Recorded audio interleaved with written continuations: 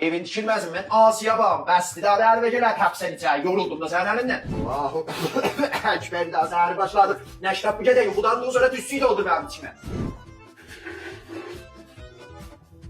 Allahu Əkbər. Hayır, şimdi yine şişmişdik. Aziyə fərq elədi. Səhərəcə yatmayaz. Şurada işimiz çıxdı. Gedənəm. Gedənəm. Baş vermə olmayacaq. Mənə bir güzel verin.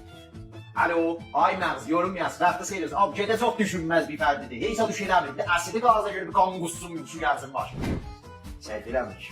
Alo, Məğzım, başıma dolanım. Mənim belə çalatım biraz xərabdır, var, yerdə olub içində. Sən Allah, mən ölüm yox, hoca pis şeydir. Baba, mən bu arada saxlayayım indi. Sən bir onu pas saxla. Cədəs. Məzərət istəyirəm, ay Məğz. Ben düzəşdim. Vay. Ben düzəliyim, valla yerdən verip, yoldan verip. Tabii ki çıxmasa patlayacaq. Cədə qızlar üşüdü. İbtilaiye ve tamamı dəstgahı bu işi. Kardeş işinizin üstünde olun. Altıya bir işe başlayıp ki ne var ne tepir içeri. Ben de çarşım yok da çömərlik eləməsək qalacaq içimdə patlıya. Hadi deyirəm mən. Sergiləmiş. Nə işiyorsun? Bilmirəm ki, gedək yine nə pox çıxaldıq. İçim göyünür bu, belə. Ah.